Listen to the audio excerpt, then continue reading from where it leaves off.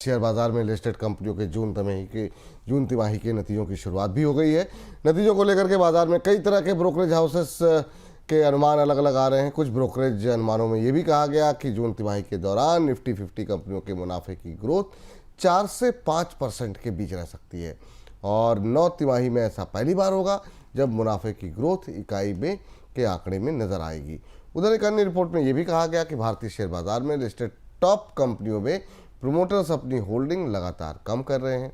Report के मुताबिक FY25 के अंत तक टॉप 200 कंपनियों के प्रोमोटर्स की औसत होल्डिंग घट करके 37% पर आ गई है, जो कि FY21 में 43% हुआ करती थी। सर, तिमाही नतीजों को लेकर के क्या कुछ बड़े आकलन आपको दिखाई दे रहे हैं? आपने अध्ययन किए हैं और क्या कुछ कह रहे हैं ये ब्रोकरेज हाउसेस? देखिए, रिजल्ट का सीजन शुरू हो गया है। सबसे पहले आईटी कंपनियों के रिजल्ट आना शुरू हुए हैं और बाजार के लिए ये साल की पहली तिमाही भी है। कई सारे फैक्टर्स हैं जो कंपनियों के रिजल्ट्स को प्रभावित करेंगे।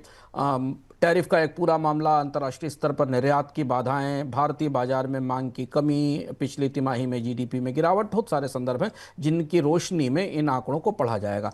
जो मोटे आकलन मिल रहे हैं उस हिसाब से ये माना जा रहा है कि निफ्टी 50 की 50 कंपनियों का नेट प्रॉफिट 4 से 5% बढ़ने की उम्मीद है।